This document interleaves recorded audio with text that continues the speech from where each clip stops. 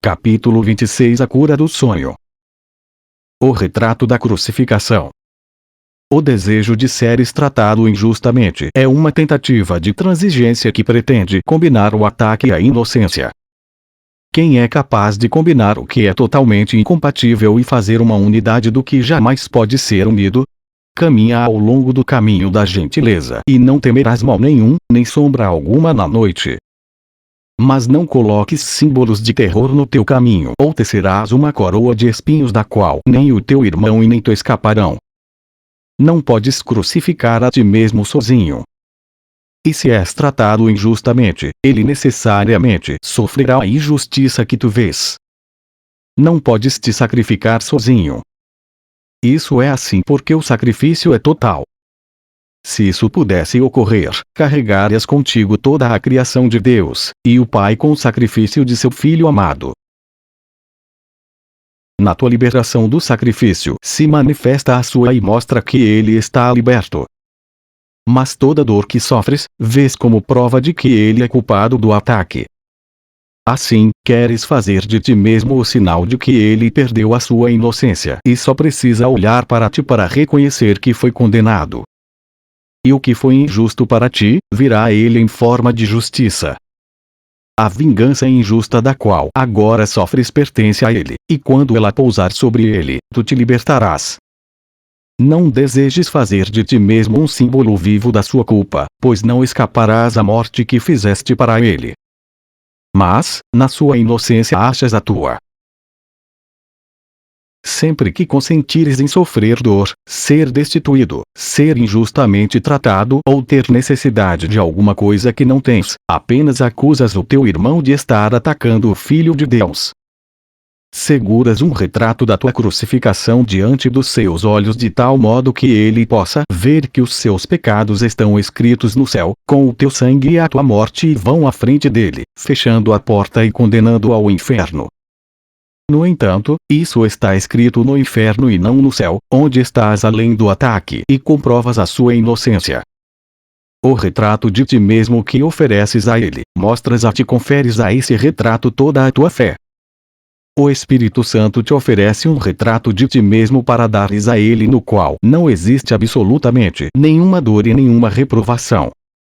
E o que era martirizado pela sua culpa vem a ser a testemunha perfeita da tua inocência. O poder do testemunho vai além da crença, porque traz a convicção como consequência. O testemunho recebe crédito porque aponta para além de si mesmo, para o que ele representa. Tu, doente e sofredor, representa apenas a culpa do teu irmão, o testemunho que envias para que não seja possível ele esquecer os males que te infligiu, dos quais juras que ele nunca escapará. Esse retrato doente e triste tu aceitas, se apenas servir para puni-lo. Os doentes não têm misericórdia para com ninguém e buscam matar por contágio. A morte lhes parece um preço fácil a ser pago, se eles puderem dizer: contempla-me, irmão, em tuas mãos eu morro.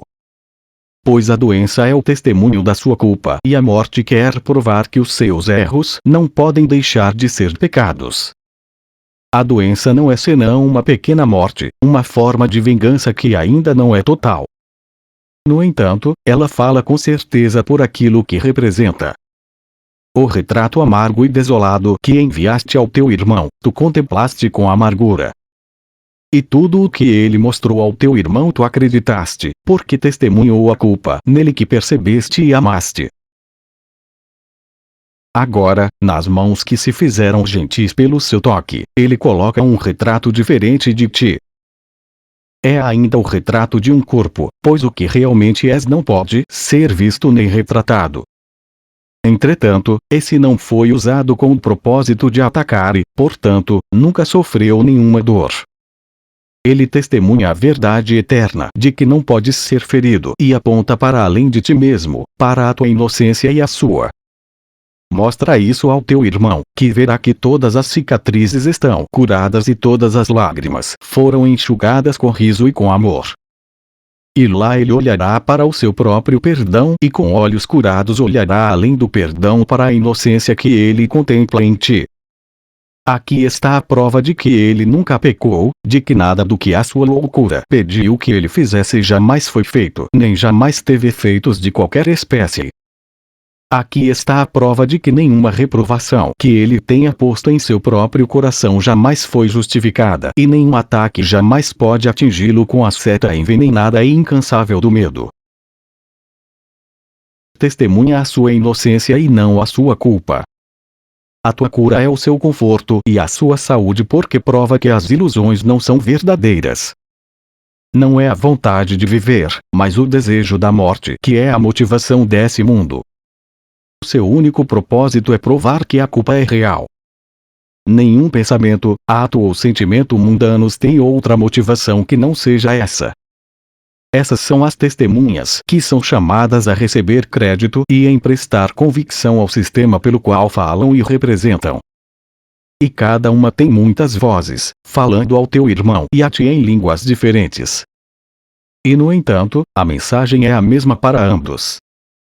Os adornos do corpo buscam mostrar como são belas as testemunhas da culpa. As preocupações em torno do corpo demonstram como é frágil e vulnerável a tua vida, como é facilmente destruído aquilo que amas. A depressão fala da morte e a vaidade da preocupação real com o nada.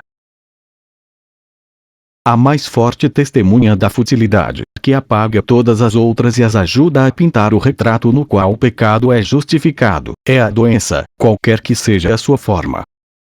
Os doentes têm razão para cada um de seus desejos não naturais e suas estranhas necessidades.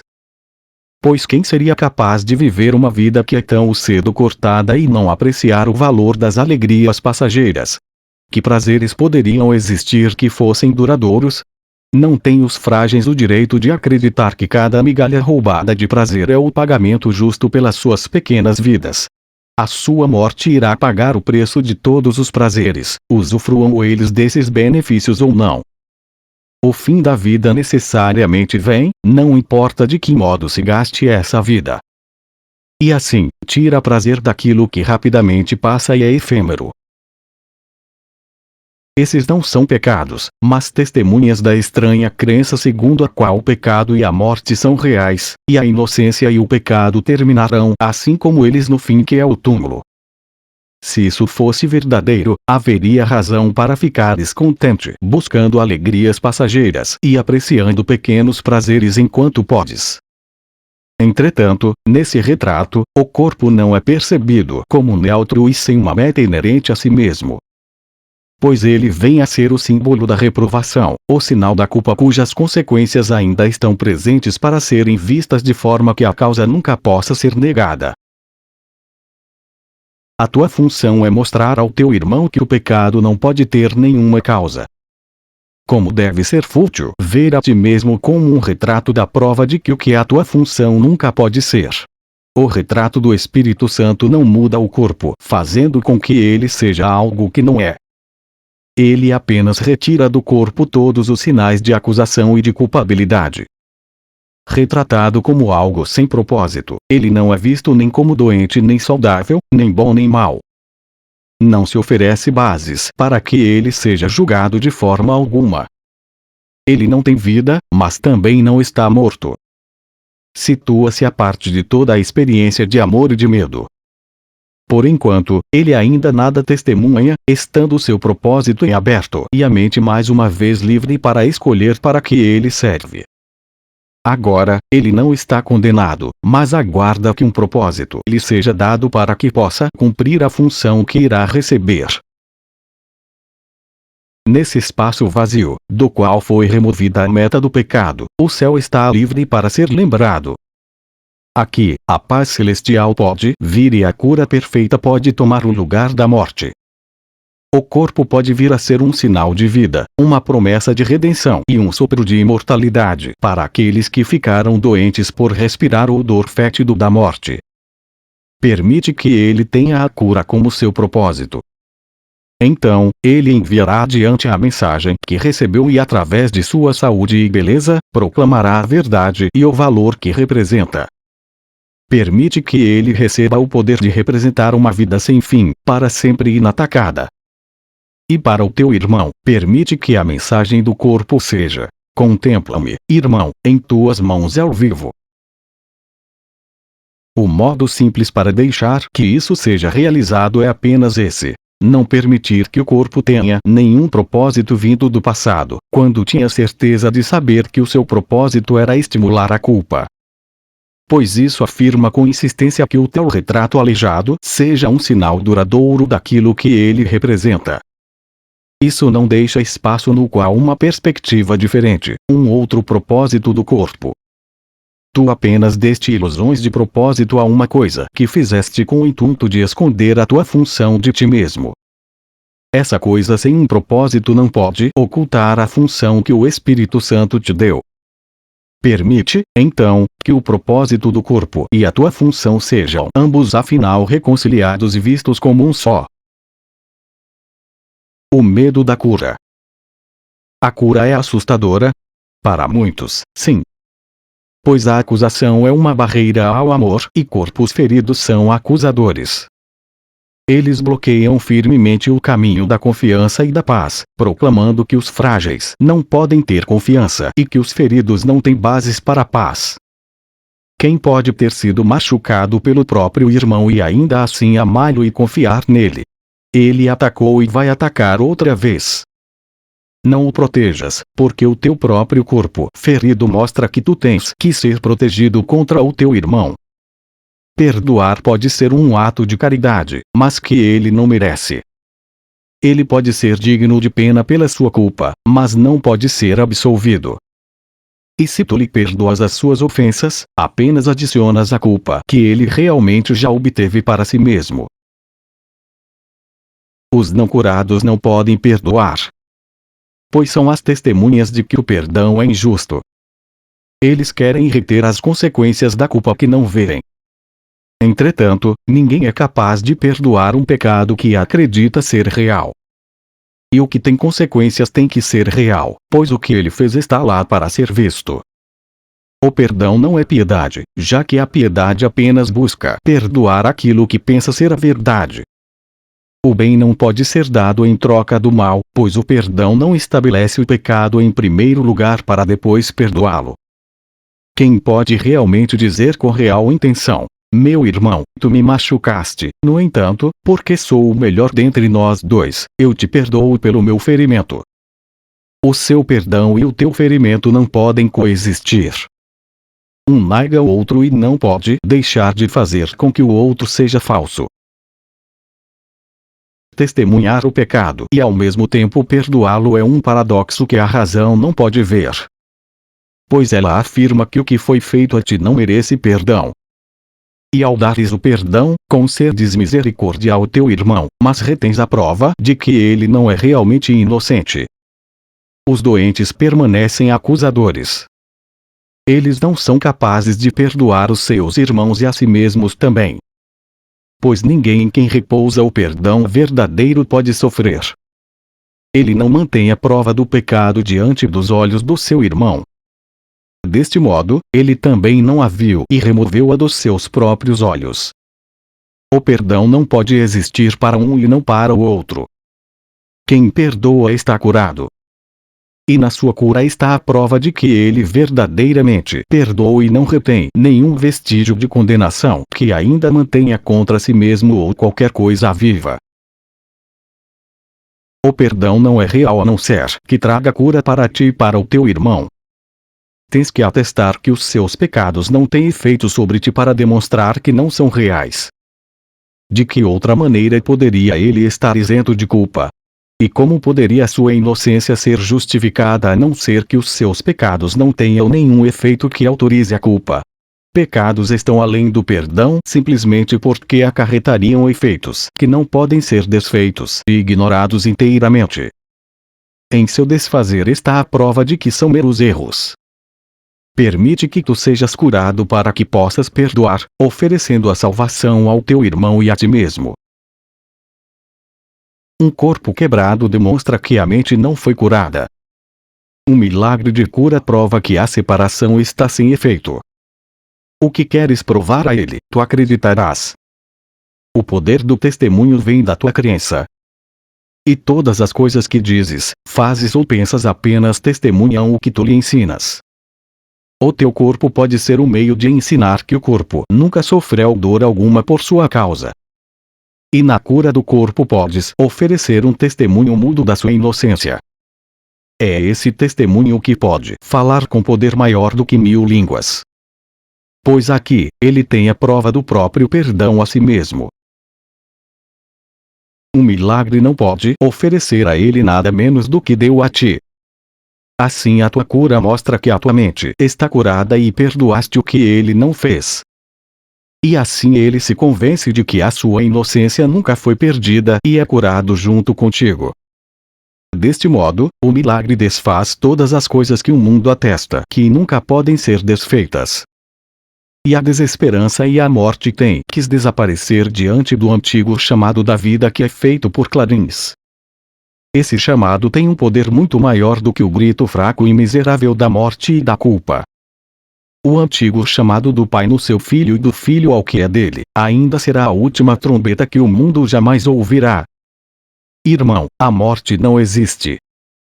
E isso aprendes quando apenas desejas mostrar ao teu irmão que não foste ferido por ele.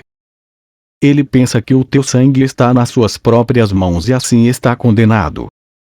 Entretanto, é dado a te mostrar-lhe, através da tua cura, que a sua culpa não é senão a base de um sonho sem sentido. Como são justos os milagres! Pois eles concedem uma dádiva igual, a plena liberação da culpa, ao teu irmão e a ti. A tua cura salva-o da dor, assim como a ti tu és curado porque desejaste o seu bem. Essa é a lei que o milagre obedece. A cura não vê especialismo algum.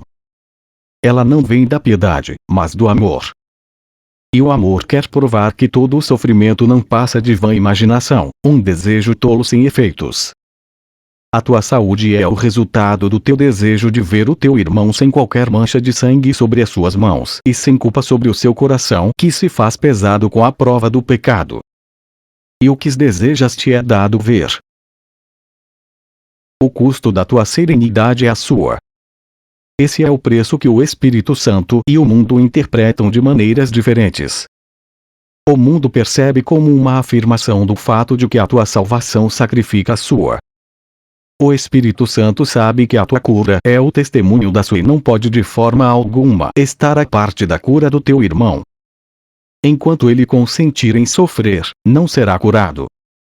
No entanto, podes mostrar-lhe que o seu sofrimento não tem propósito e não tem absolutamente causa nenhuma. Mostra-lhe a tua cura e ele não mais consentirá em sofrer. Pois a sua inocência foi estabelecida diante dos teus olhos e dos céus. E o riso substituirá os teus suspiros, porque o Filho de Deus lembrou-se que ele é Filho de Deus. Quem, então, tem medo da cura? Só aqueles que veem o sacrifício e a dor do irmão como se representassem a própria serenidade de cada um deles. A impotência e a fraqueza que sentem representam as bases sobre as quais justificam a dor que ele sofre. A constante pontada de culpa que ele sofre serve para provar que ele é escravo, mas que eles são livres. A dor constante que sofrem demonstra que são livres porque o mantém preso. E a doença é desejada para impedir uma alteração na balança do sacrifício. Como poderia o Espírito Santo deter-se, ainda que por um instante ou menos, para raciocinar em torno de tal argumento a favor da doença? E é necessário que a tua cura seja adiada porque fizeste uma pausa para escutar a insanidade. A correção não é a tua função. Ela pertence àquele que conhece a justiça e não a culpa. Se tu assumes o papel de corrigir, perdes a função de perdoar. Ninguém pode perdoar até compreender que a correção consiste em apenas perdoar, nunca em acusar. Sozinho não podes ver que são a mesma coisa e, portanto, a correção não vem de ti. A identidade e a função são a mesma coisa, e através da tua função conheces a ti mesmo. E assim, se confundes a tua função com a função de um outro, não podes deixar de estar confuso com relação a ti mesmo e a tua identidade. O que é a separação senão um desejo de tomar a função de Deus e negar que pertença a Ele? No entanto, se não é a sua também não é a tua, pois não podes deixar de perder o que tomas de outros. Em uma mente partida, a identidade não pode deixar de parecer dividida. E ninguém pode perceber uma função unificada que tenha propósitos conflitantes e finalidades diferentes. Corrigir, para uma mente tão partida, tem que ser um meio de punir os pecados que pensas serem teus em uma outra pessoa. E assim, ele vem a ser a tua vítima, não o teu irmão, diferente de ti por ser mais culpado, assim necessitando que tu o corrijas por seres mais inocente do que ele. Isso separa a sua função da tua, e dá a ambos um papel diferente. E assim não podem ser percebidos como um só, e como uma única função que significaria uma identidade compartilhada com apenas uma finalidade. A correção que tu farias não pode ser não separar, porque essa é a função que lhe é dada por ti. Quando perceberes que a correção é a mesma coisa que o perdão, então também saberás que a mente do Espírito Santo e a tua são uma só. E assim a tua própria identidade é encontrada. Todavia, ele tem que trabalhar com o que lhe é dado, e tu lhe concedes apenas metade da tua mente. Assim sendo, ele representa a outra metade, e parece ter uma função diferente daquela que aprecias e pensas ser a tua. É assim que a tua função parece dividida, com uma metade em oposição à outra. E essas duas metades parecem representar um corte dentro de um ser que é percebido como se fossem dois. Reflete sobre o fato de que essa percepção do ser não pode deixar de estender-se e não deixes de ver que todo pensamento se estende porque esse é o seu propósito, sendo que ele é realmente. A partir de uma ideia do ser como se fossem dois, necessariamente vem uma perspectiva de função dividida entre os dois. E o que tu queres corrigir é apenas metade do erro que imaginas ser o erro todo. Os pecados do teu irmão vêm a ser o alvo central da correção, para que os teus erros e os seus não sejam vistos como um só. Os teus são enganos, mas os seus são pecados e não são, portanto, a mesma coisa que os teus. Os seus merecem punição, enquanto os teus, com toda a justiça, não deveriam nem sequer ser vistos. Nessa interpretação da correção, os teus próprios equívocos tu nem mesmo verás. O foco da correção foi colocado fora de ti, sobre alguém que não pode ser parte de ti enquanto durar essa percepção. O que é condenado nunca pode retomar ao seu acusador, que o odiou e ainda o odeia, como símbolo do seu medo. Isso é o teu irmão, o foco do teu ódio, indigno de ser parte de ti e portanto fora de ti, a outra metade que é negada. Se todo o teu ser é percebido como se fosse só o que existe sem a sua presença, para essa metade remanescente o Espírito Santo tem que representar a outra metade, até que reconheças que ela é a outra metade. E isso ele faz dando a ti e a ele uma função que é uma, não diferente. A correção é a função dada a ambos, mas a nenhum dos dois sozinho. E quando ela é desempenhada como uma função compartilhada, não pode deixar de corrigir equívocos em ti e também nele. Não pode deixar equívocos em um deles, que fica sem ser curado, e libertar o outro. Isso é um propósito dividido que não pode ser compartilhado e, portanto, não pode ser a meta na qual o Espírito Santo vê a sua própria. E podes descansar na segurança de que ele não vai cumprir uma função que não vê e não reconhece como sua. Pois é só assim que ele pode preservar a tua intacta, apesar de tu e ele terem perspectivas diferentes a respeito de qual é a tua função. Se ele apoiasse uma função dividida, estarias, de fato, perdido. A incapacidade do Espírito Santo de ver a sua meta dividida e distinta para ti e para ele, te preserva da conscientização de uma função que não é a tua. E assim a cura é dada a ti e a ele. A correção tem que ser deixada àquele que sabe que a correção e o perdão são a mesma coisa. Com metade de uma mente, isso não é compreensível. Deixa, então, a correção para a mente que está unida, funcionando como uma só, pois não está dividida quanto ao próprio propósito e concebe uma função única como sendo a sua única função. Aqui a função dada a ela é concebida como aquela que lhe pertence e não está a parte da função que o seu doador ainda mantém precisamente porque foi compartilhada. Na aceitação do Espírito Santo dessa função está o meio através do qual a tua mente é unificada. O seu propósito único unifica as metades de ti mesmo, que percebes como separadas. E cada uma perdoa a outra, para que cada um possa aceitar sua outra metade como parte de si. Além de todos os símbolos, o poder não pode se opor, pois a oposição o enfraqueceria, e poder enfraquecido é uma contradição de ideias. Força fraca não significa nada, e o poder usado para enfraquecer é empregado para limitar. E por conseguinte, ele tem que ser limitado e fraco, porque esse é o seu propósito. Para que o poder seja ele mesmo não pode haver oposição. Nenhuma fraqueza pode se introduzir nele sem mudá-lo, fazendo com que seja algo que não é. Enfraquecer é limitar e impor um oposto que contradiz o conceito que ataca. E com isso junta a ideia alguma coisa que ela não é e faz com que ela seja ininteligível. Quem pode compreender um conceito duplo, tal como o poder enfraquecido ou amor odioso? Decidiste que o teu irmão é um símbolo de um amor odioso, de um poder enfraquecido e, acima de tudo, de uma morte viva. E assim ele não tem nenhum significado para ti, pois representa o que não tem significado. Ele representa um pensamento duplo no qual metade é cancelada pela metade remanescente. Apesar disso, a metade que foi cancelada imediatamente contradiz a outra, de modo que ambas desaparecem. E agora ele representa um nada. Símbolos que não representam nada além de ideias inexistentes, necessariamente representam o espaço vazio e o nada. Porém, o nada e o espaço vazio não podem constituir interferência. O que pode interferir com a consciência da realidade é a crença em que haja alguma coisa lá. O retrato que vês do teu irmão não significa nada. Não há nada a atacar ou a negar, a amar ou a odiar, nada a que se possa atribuir poder e nada a ser visto como frágil. O retrato foi completamente cancelado, porque simbolizava uma contradição que cancelou o pensamento que ele representava. E assim o retrato não tem qualquer causa.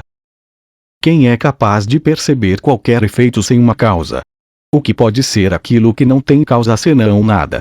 O retrato que vês do teu irmão é totalmente ausente e nunca existiu.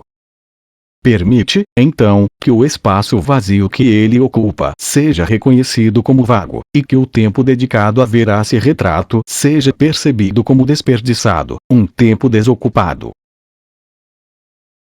Um espaço vazio que não é visto como cheio, um intervalo de tempo sem uso, que não é visto como gasto e plenamente ocupado, vem a ser um convite silencioso para que a verdade entre e faça um lar para si mesma.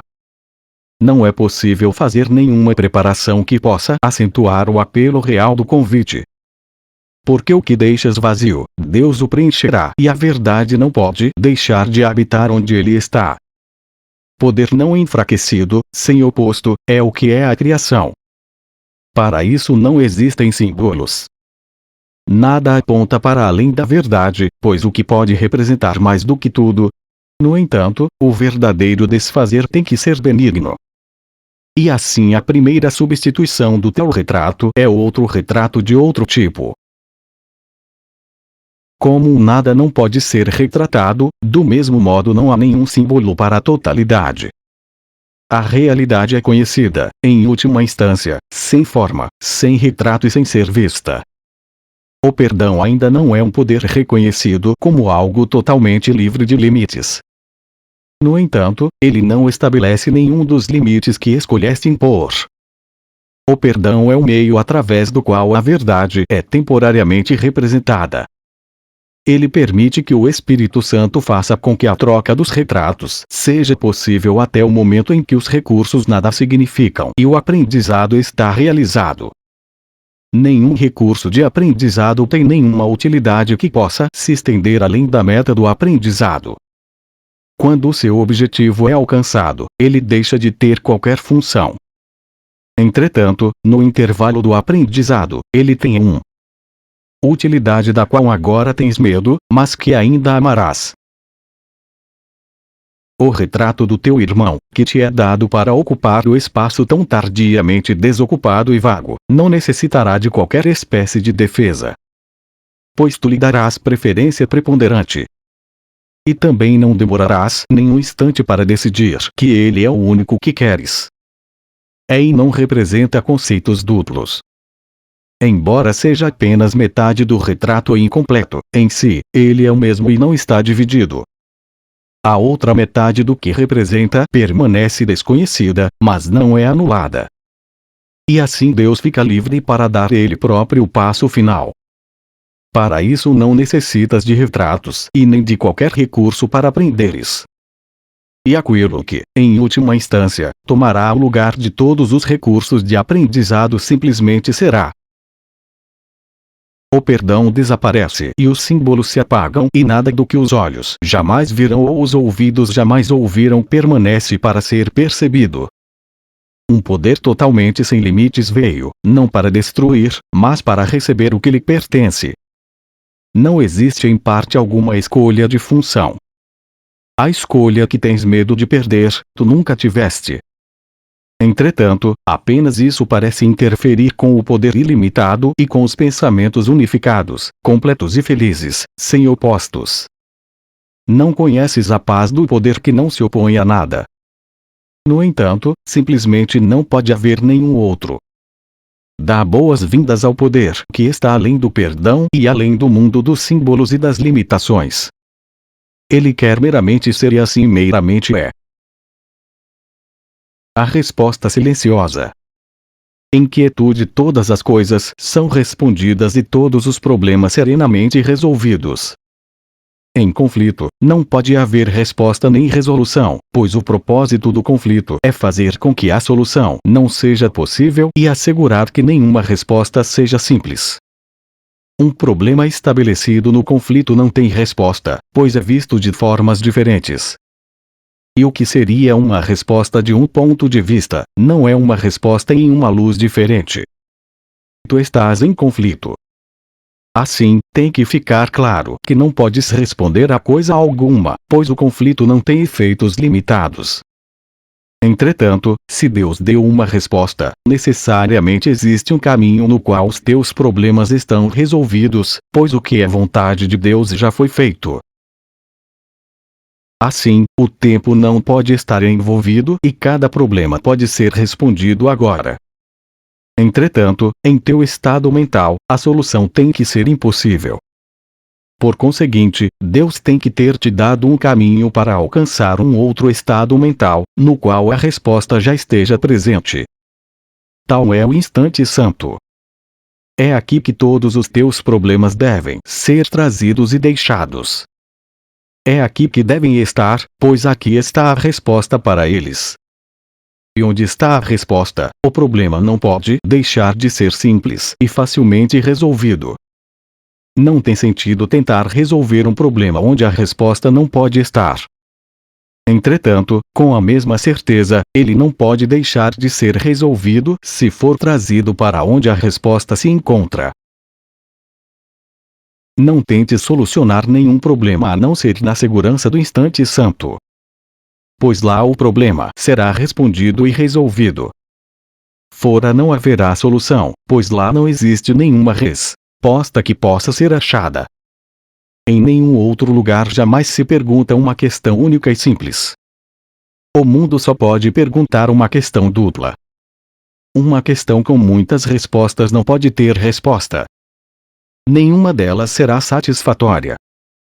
O mundo não coloca uma pergunta para que ela seja respondida, mas apenas para reafirmar seu ponto de vista. Todas as questões que são colocadas dentro desse mundo não passam de uma maneira de olhar, não são perguntas. Uma questão colocada com ódio não pode ser respondida, porque é uma resposta em si mesma. Uma pergunta dupla pergunta e responde, ambas atestando a mesma coisa em formas diferentes. O mundo não coloca senão uma questão. Ela é a seguinte: dessas ilusões, qual é verdadeira? Quais delas estabelecem a paz e oferecem alegria? E quais podem trazer um modo de escapar de toda a dor da qual é feito esse mundo? Seja qual for a forma que tome a questão, o seu propósito é o mesmo. Ele pergunta apenas para estabelecer o pecado como algo real e responde na forma de preferências. Que pecado preferes? Esse é o que deverias escolher. Os outros não são verdadeiros. O que pode o corpo conseguir que queiras mais do que tudo? Ele é teu criado e também teu amigo. Basta dizer a ele o que queres e ele irá servir-te amorosamente e bem.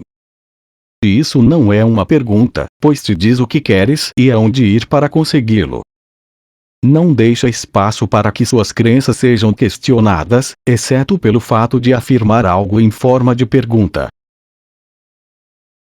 Uma pseudo-questão não tem resposta. Ela dita a resposta enquanto pergunta. Assim, todo o questionamento dentro do mundo é uma forma de propaganda dele mesmo.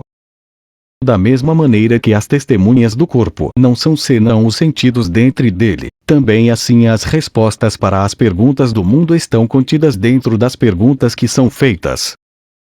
Onde as respostas representam as perguntas, elas não acrescentam nada de novo e nada se aprende. Uma questão honesta é um instrumento de aprendizado que pergunta alguma coisa que não sabes. Não estabelece condições para a resposta, mas apenas pergunta qual deveria ser a resposta. Mas, ninguém em estado de conflito está livre para colocar essa questão, pois ele não quer uma resposta honesta em que o conflito termine. Só dentro do instante santo é possível que uma questão honesta seja honestamente colocada. E do significado da questão vem a significação da resposta. Aqui é possível separar os teus desejos da resposta, de tal forma que ela possa te ser dada e também ser recebida. A resposta é dada em todos os lugares. No entanto, é só aqui que ela pode ser ouvida. Uma resposta honesta não exige sacrifício porque responde a questões verdadeiramente colocadas.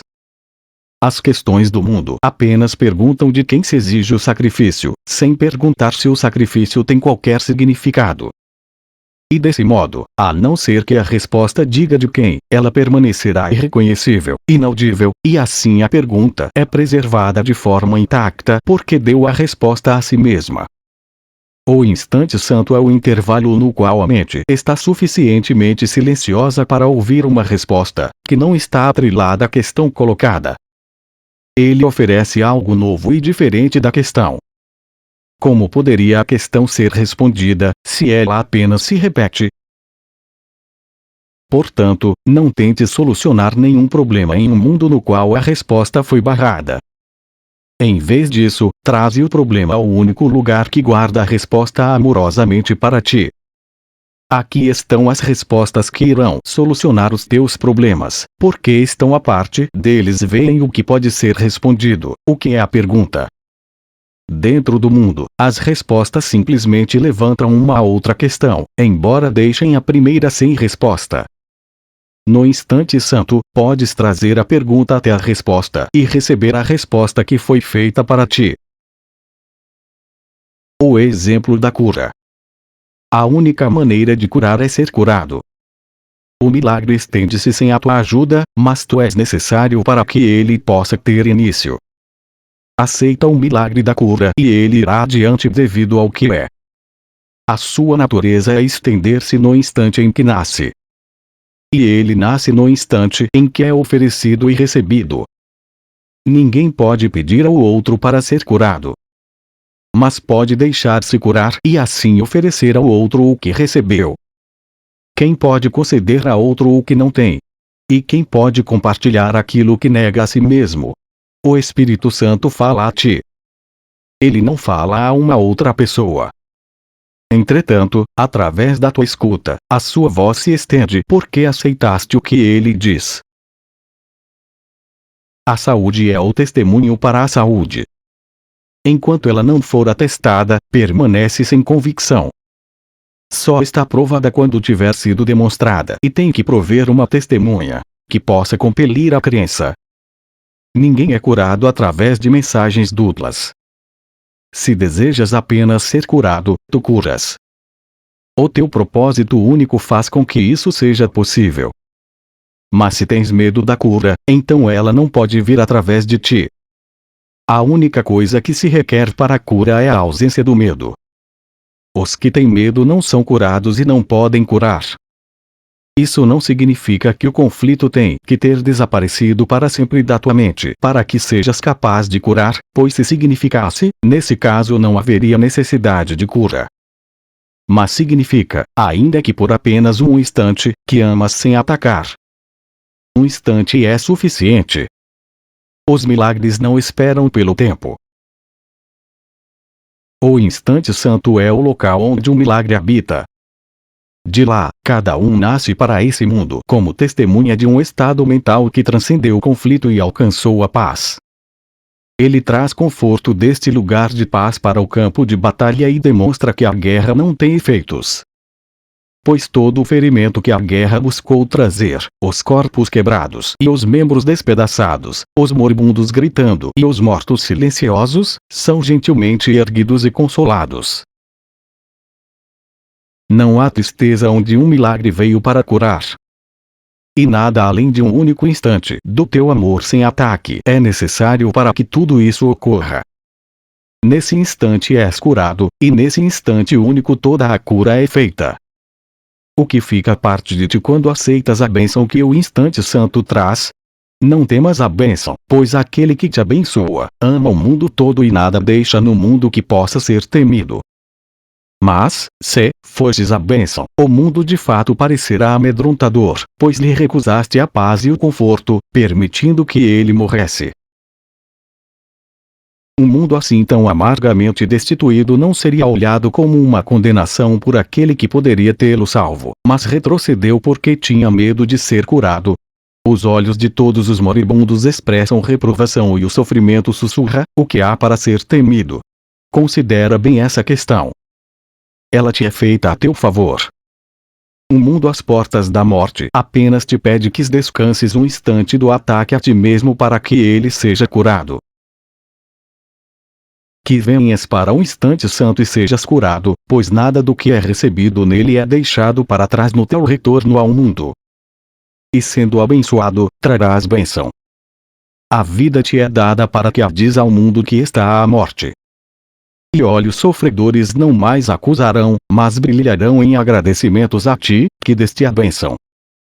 A radiância do instante santo iluminará os teus olhos e lhes dará um modo de ver além de todo o sofrimento. No lugar do sofrimento, tu verás a face de Cristo. A cura substitui o sofrimento. Quem olha para um não é capaz de perceber o outro, pois ambos não podem estar presentes. E o que vês, o mundo testemunhará e testemunhará a favor. Assim, a tua cura é tudo o que o mundo requer para que ele possa ser curado.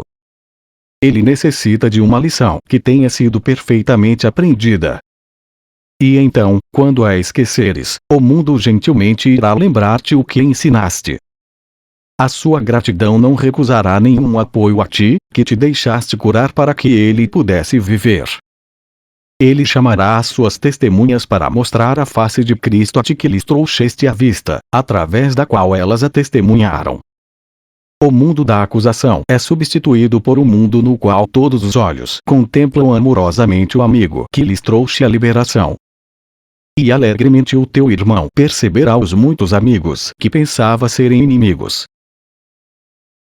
Os problemas não são específicos, mas tomam formas específicas, e essas aparências específicas constituem um mundo. E ninguém compreende a natureza do próprio problema. Se compreendesse, o problema não mais estaria presente para que ele o visse. A própria natureza do problema implica em que ele não existe. E assim, embora as pessoas o percebam, não podem percebê-lo como é. Mas a cura é evidente em instâncias específicas e é generalizada para incluir todas as instâncias. Isso se dá porque elas são a mesma, apesar de suas formas diferentes. Todo aprendizado visa a transferência, que se torna completa em duas situações que são vistas como uma só, pois apenas os elementos comuns estão presentes. Entretanto, isso só pode ser atingido por aquele que não vê as diferenças que tu vês. A transferência total do teu aprendizado não é feita por ti. Mas o fato de ter sido feita, apesar de todas as diferenças que vês, te convence de que não poderiam ser reais. A tua cura vai estender-se e vai ser trazida a problemas que pensavas que não eram teus. E também vai ficar evidente que os teus muitos problemas diferentes serão resolvidos quando tiveres escapado de qualquer um deles. Não foram as suas diferenças que tornaram isso possível, pois o aprendizado não pula de algumas situações para os seus opostos trazendo os mesmos resultados. Toda cura tem que proceder de maneira legal, de acordo com leis que tenham sido adequadamente percebidas, mas nunca violadas. Não tenhas medo do modo como as percebes. Estás errado, mas existe dentro de ti alguém que está certo. Deixa, então, a transferência do teu aprendizado àquele que realmente compreende as leis do aprendizado e irá garantir que elas permaneçam invioladas e ilimitadas. A tua parte é apenas aplicar o que ele te ensinou a ti mesmo e ele fará o resto. E é assim que o poder do teu aprendizado será provado a ti por todas as muitas testemunhas diferentes que ele encontra. Em primeiro lugar, o teu irmão será visto entre elas, mas milhares estarão por trás dele, e por trás de cada um deles, outros 1000. Cada um pode aparentar ter um problema que é diferente do resto. No entanto, eles são solucionados juntos. E a resposta comum dada a eles mostra que as questões não poderiam estar separadas.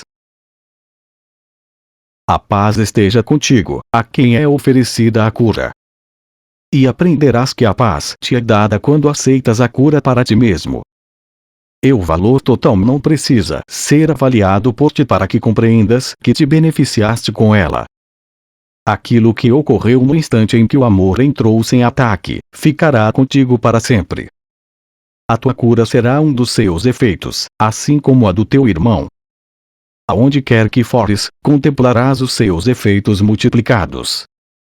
Entretanto, todas as testemunhas que contemplas serão bem menos do que as que realmente existem. A infinidade não pode ser compreendida simplesmente pela contagem de suas partes separadas. Deus te agradece pela tua cura, pois ele sabe que ela é uma dádiva de amor ao seu filho e, portanto, essa dádiva é dada a ele. As testemunhas do pecado. A dor demonstra que o corpo tem que ser real. É uma voz alta, que obscurece as coisas, cujos gritos silenciam o que o Espírito Santo diz e mantém as suas palavras fora da tua consciência. A dor exige atenção, afastando-a dele e focalizando-a em si própria. O seu propósito é o mesmo que o do prazer, pois ambos são meios de fazer com que o corpo seja real. O que compartilha um propósito comum é o mesmo. Essa é a lei do propósito que une todos aqueles que a compartilham em si mesma. O prazer e a dor são igualmente irreais, porque o seu propósito não pode ser conseguido. Assim são meios para o nada, pois têm uma meta sem um significado. E compartilham a falta de significado do propósito que têm. O pecado se desloca da dor para o prazer e de novo para a dor. Pois cada um testemunha a mesma coisa e carrega sempre uma única mensagem. Tu estás aqui dentro desse corpo e podes ser ferido. Podes ter prazer também, mas somente ao custo da dor. Essas testemunhas se juntam muitas outras. Cada uma parece ser diferente porque tem um nome diferente e assim parece responder a um som diferente. Exceto nisso, as testemunhas do pecado são todas iguais. Chama o prazer de dor e ele doerá. Chama a dor de prazer e a dor por trás do prazer já não será mais sentida. As testemunhas do pecado simplesmente mudam de nome para nome, à medida em que uma dá um passo à frente e a outra um passo atrás. Entretanto, não faz nenhuma diferença qual delas está na frente. As testemunhas do pecado ouvem apenas o chamado da morte. Esse corpo, sem propósito em si mesmo, guarda todas as tuas memórias e todas as tuas esperanças. Usas os seus olhos para ver, os seus ouvidos para ouvir, e deixas que ele te diga o que é que ele sente. Ele não sabe. Ele apenas te diz os nomes que tu lhe deste para usar, quando invocas as testemunhas da sua realidade. Não podes escolher quais são reais entre elas, pois qualquer uma que escolhas é como as outras. Escolhes esse ou aquele nome, mas nada mais. Não fazes com que uma testemunha seja verdadeira pelo fato de chamá-la pelo nome da verdade. A verdade é achada nessa testemunha se ela der testemunho da verdade. E de outro modo ela mente, mesmo que tu a chames pelo santo nome do próprio Deus. A testemunha de Deus não vê testemunhos contra o corpo. Ela também não dá ouvidos às testemunhas com outros nomes, que falam da realidade do corpo de maneiras diferentes. Ela sabe que ele não é real. Pois nada poderia conter aquilo que acreditas que está guardado dentro dele. Nem poderia ele dizer a uma parte do próprio Deus o que deveria sentir e qual é a sua função. No entanto, ela tem que amar qualquer coisa que tu valorizes. E para cada testemunha da morte do corpo, ela envia uma testemunha da tua vida nela, que não conhece a morte. Cada milagre que ela traz é um testemunho de que o corpo não é real. Suas dores e seus prazeres ela cura da mesma forma, pois as suas testemunhas substituem todas as testemunhas do pecado. O milagre não faz distinções entre os nomes pelos quais são chamadas as testemunhas do pecado. Ele apenas prova que aquilo que elas representam não tem efeitos. E isso ele prova porque seus próprios efeitos vieram tomar o lugar daqueles.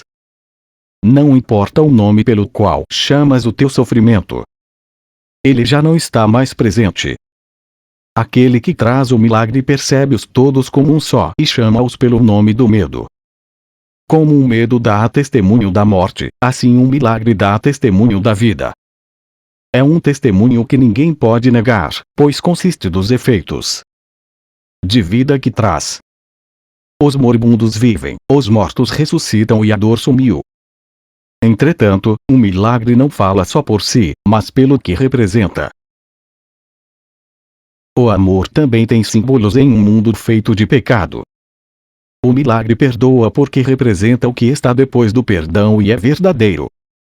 Como é tolo e insano pensar que um milagre está preso a leis que ele veio só para desfazer. As leis do pecado têm diferentes testemunhas com forças diferentes. E elas atestam sofrimentos diferentes.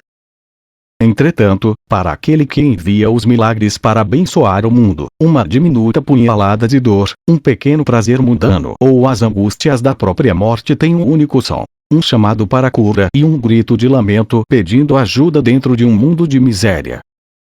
O milagre atesta a natureza dessas coisas que é a mesma. É a sua mesmice que ele prova. As leis que as chamam de diferentes são dissolvidas e reveladas como impotentes. O propósito de um milagre é realizar isso. E o próprio Deus garantiu a força dos milagres em favor daquilo que testemunham. Que tu sejas então uma testemunha do milagre e não das leis do pecado. Não há necessidade de sofreres mais. Mas há necessidade de que sejas curado, porque o sofrimento e a tristeza do mundo fizeram com que o mundo fosse surdo à salvação e à libertação. A ressurreição do mundo aguarda a tua cura e a tua felicidade, para que possas demonstrar a cura do mundo. O instante santo substituirá todo o pecado, se tu apenas carregares contigo os seus efeitos. E ninguém escolherá sofrer mais. A que função melhor do que essa poderia servir? Ser curado para que possas curar, e não sofras permitindo que as leis do pecado sejam aplicadas a ti. E a verdade será revelada a ti que escolheste deixar que os símbolos do amor tomem o lugar do pecado.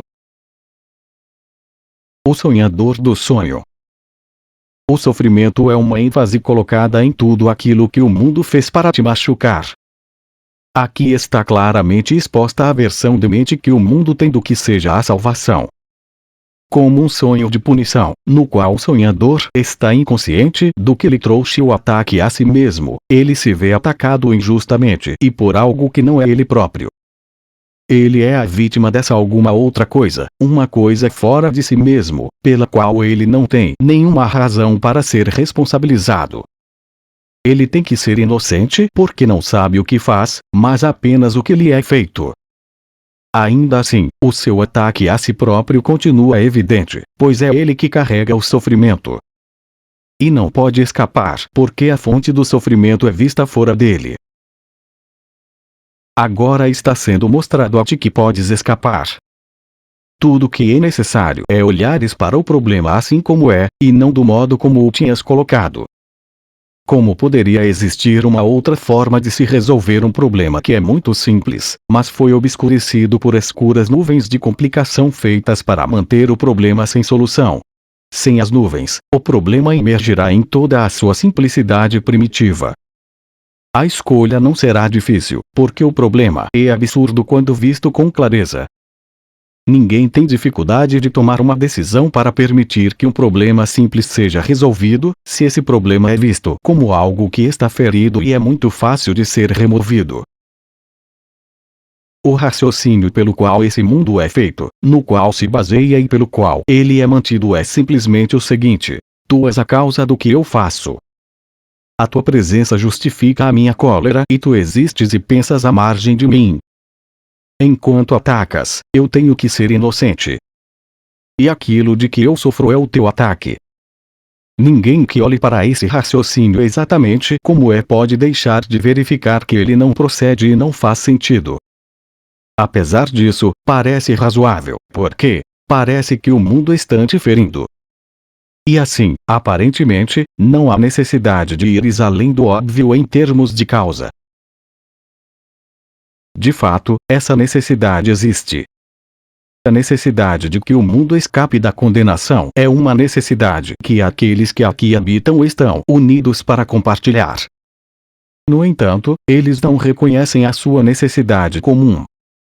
Pois cada um pensa que se fizer a sua parte, a condenação do mundo cairá sobre ele. E é isso que percebe como se fosse a sua parte na libertação do mundo. A vingança tem que ter um foco. De outro modo, a faca do vingador ficará em sua própria mão e apontada para ele mesmo. E ele precisa vê-la na mão de um outro para poder ser a vítima de um ataque que não escolheu. E assim sofre com os ferimentos feitos por uma faca que um outro segura, mas não ele mesmo. Esse é o propósito do mundo que ele vê. E encarado dessa maneira, o mundo provê os meios através dos quais esse propósito parece ser cumprido. Os meios atestam o propósito, mas não são eles próprios uma causa. Tampouco a causa vai mudar, se for vista a parte de seus efeitos. A causa produz os efeitos, que então testemunham a causa e não a si mesmos. Olha, portanto, para o que está além dos efeitos. Não é aqui que a causa do sofrimento e do pecado tem que estar. E não pares no sofrimento e no pecado, pois não passam de reflexos daquilo que os causa. A parte que desempenhas em resgatar o mundo da condenação é o teu próprio escape. Não te esqueças de que as testemunhas do mundo do mal não podem falar, exceto por aquilo que tenha visto uma necessidade de mal no mundo. E foi aí que a tua culpa pela primeira vez foi contemplada. Na separação do teu irmão teve início o primeiro ataque a ti mesmo. E é a isso que o mundo dá testemunho. Não busques outra causa, nem procures desfazê-la entre as poderosas legiões de testemunhas mundanas. Elas apoiam a sua reivindicação da tua fidelidade. Naquilo que esconde a verdade não é onde deves procurar achar a verdade. As testemunhas do pecado estão todas dentro de um pequeno espaço. E é aqui que achas a causa da tua perspectiva no mundo.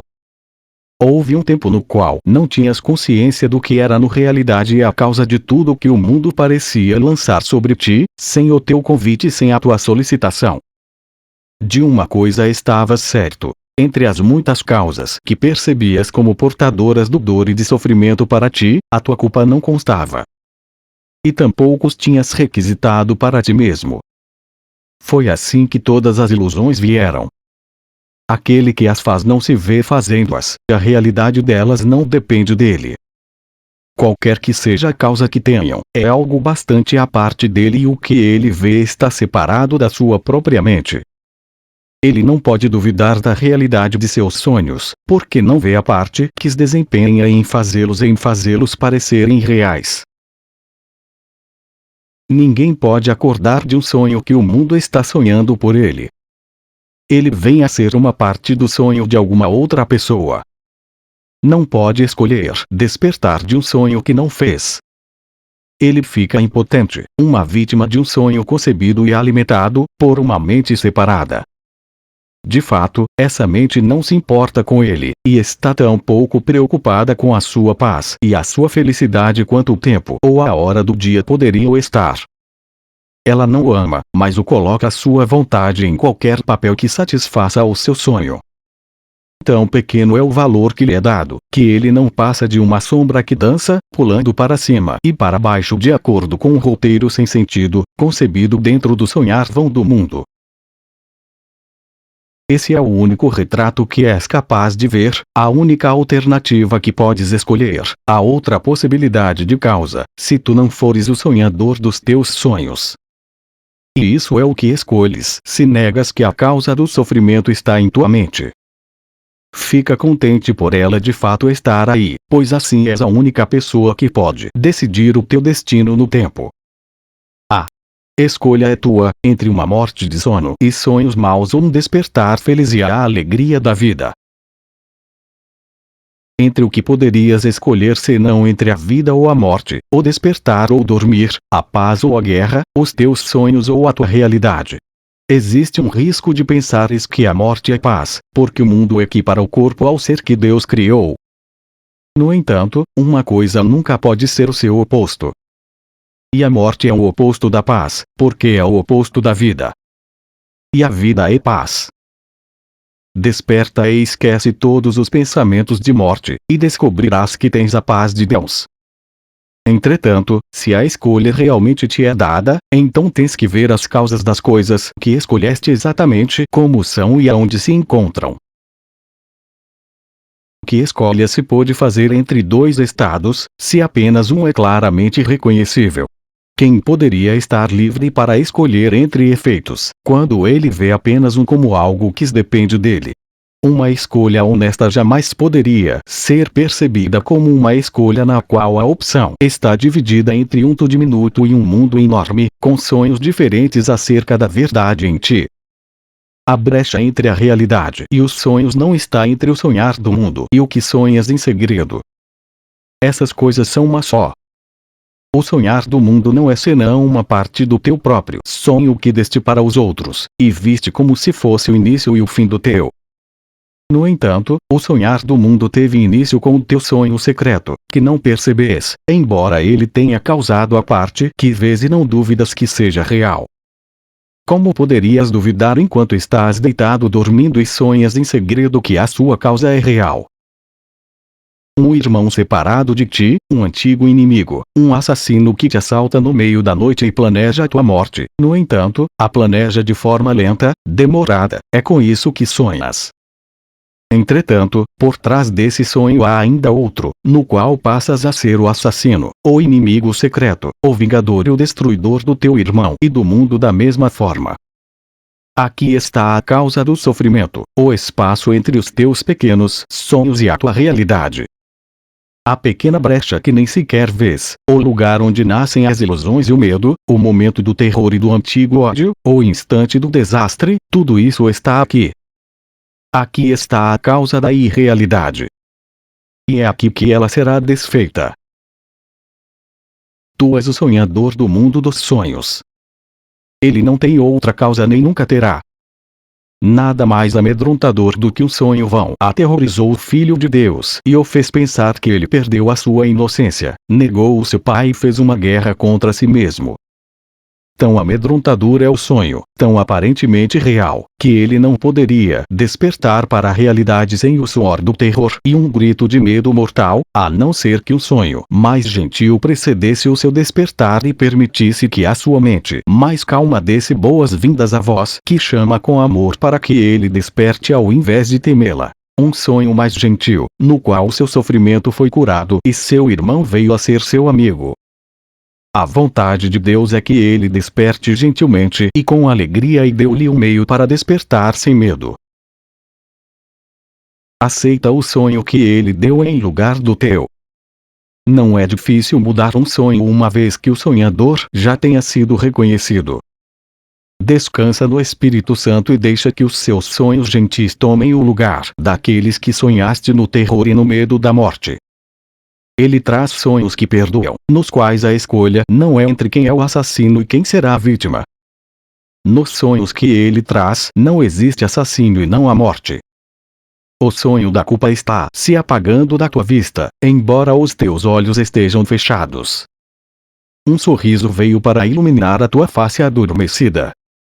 O sono agora é de paz, pois estes são sonhos felizes.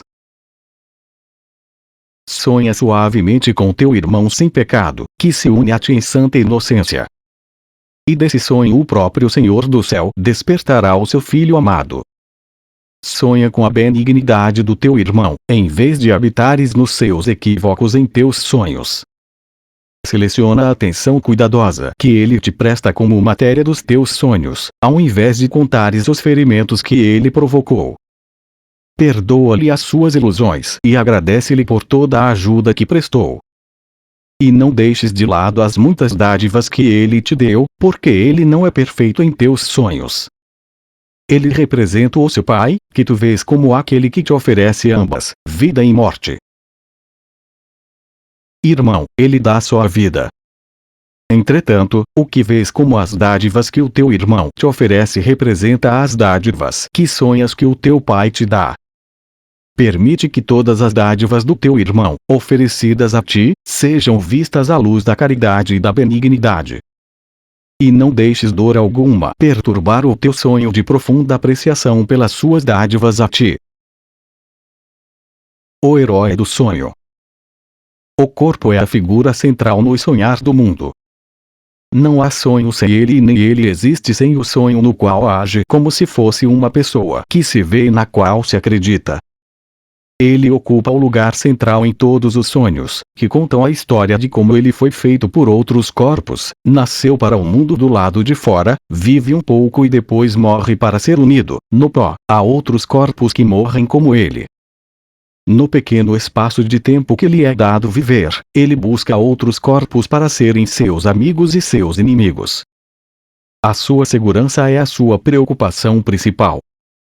Seu conforto é a regra que o guia.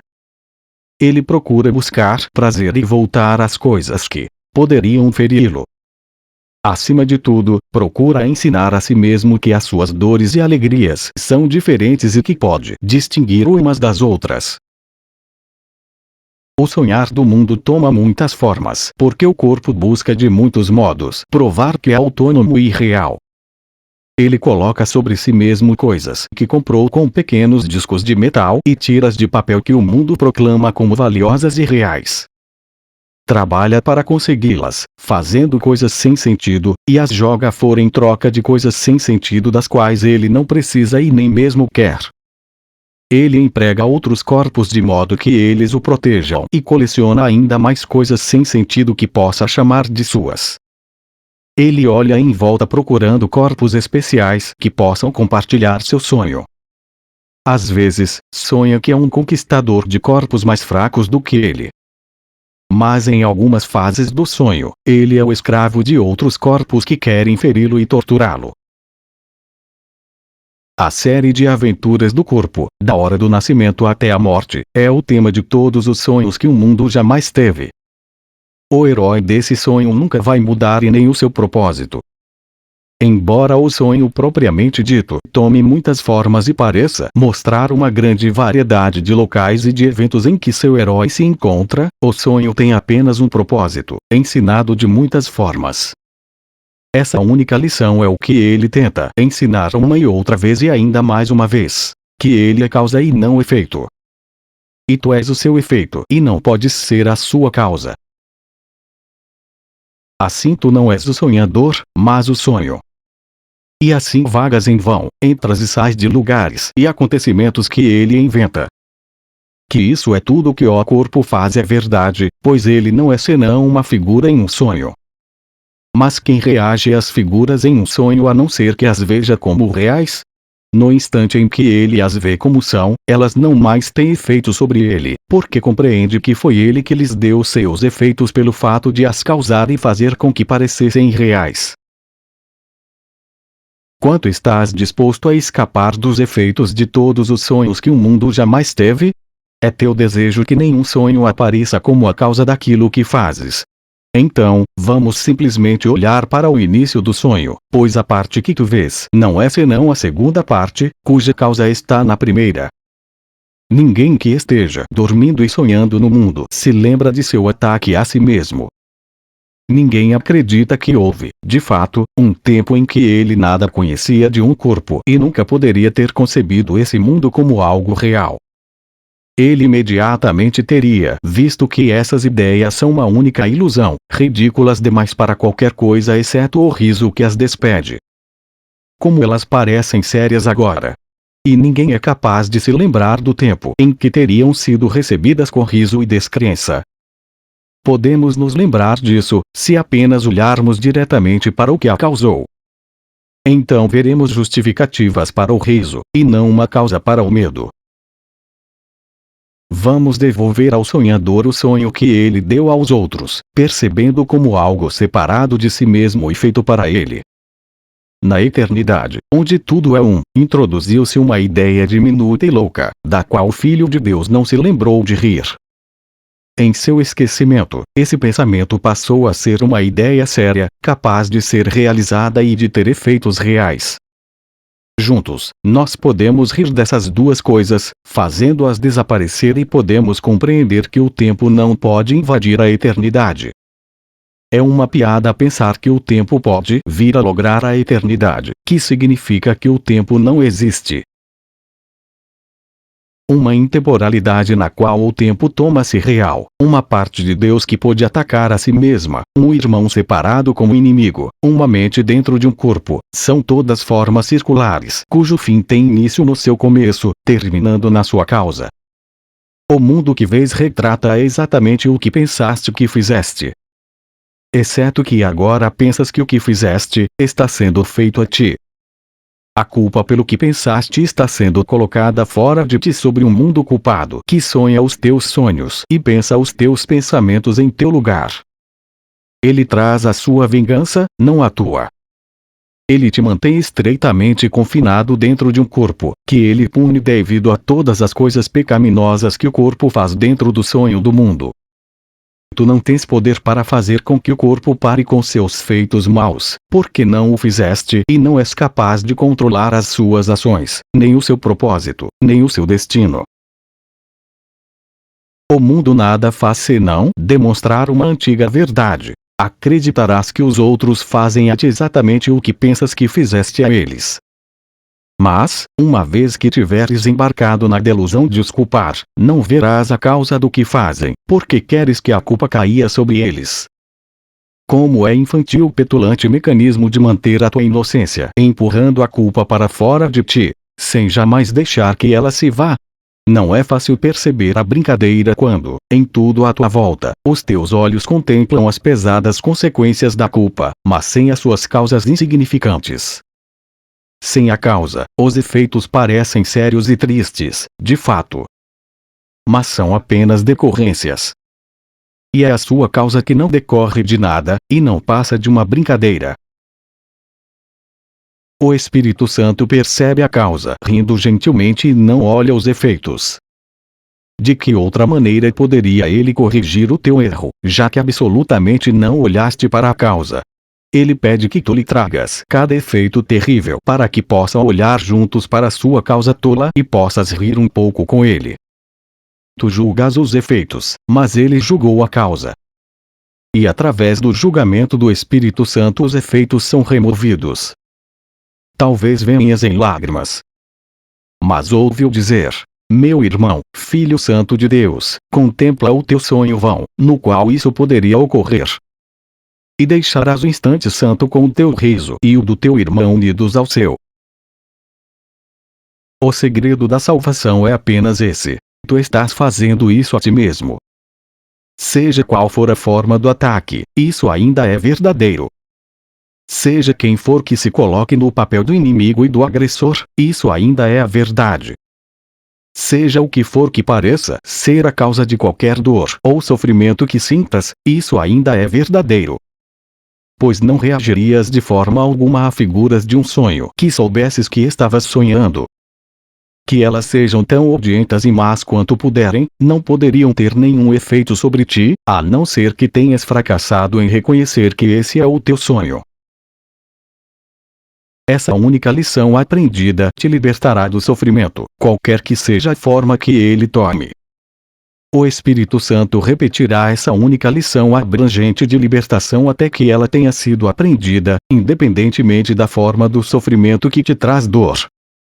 Seja qual for o ferimento que tragas a ele, ele fará uma resposta com essa verdade muito simples. Pois essa única resposta elimina a causa de qualquer forma de pesar e dor. A forma não afeta em nada a sua resposta, pois ele quer te ensinar apenas a causa única de todas as formas, não importa quais sejam. E compreenderás que os milagres refletem a simples declaração: eu mesmo fiz isso e é isso que quero desfazer. Traze, então, todas as formas de sofrimento a ele que sabe que cada uma é como todo o resto. Ele não vê diferenças onde não existe nenhuma e te ensinará como cada uma é causada. Nenhuma tem uma causa diferente de todo o resto e todas são facilmente desfeitas por apenas uma lição verdadeiramente aprendida. A salvação é um segredo que só escondeste de ti mesmo. O universo proclama que é assim. No entanto, não prestas a menor atenção às testemunhas do universo. Pois dão testemunho de algo que não queres saber. Elas parecem manter isso em segredo, escondido de ti. Entretanto, só precisas aprender que apenas escolheste não escutar, não ver. Como perceberás o mundo de forma diferente quando isso for reconhecido? Quando perdoares o mundo pela tua culpa, estarás livre dela. A inocência do mundo não requer a tua culpa e nem a tua inculpabilidade se baseia nos seus pecados. Isso é óbvio, um segredo que não está oculto para ninguém, só para ti mesmo. E é isso que tem te mantido separado do mundo e mantido teu irmão separado de ti. Agora, precisas apenas aprender que ambos são inocentes ou culpados. A única coisa impossível é que um não seja como o outro, que as duas afirmações sejam verdadeiras. Esse é o único segredo ainda a ser aprendido. E o fato de estares curado não será nenhum segredo.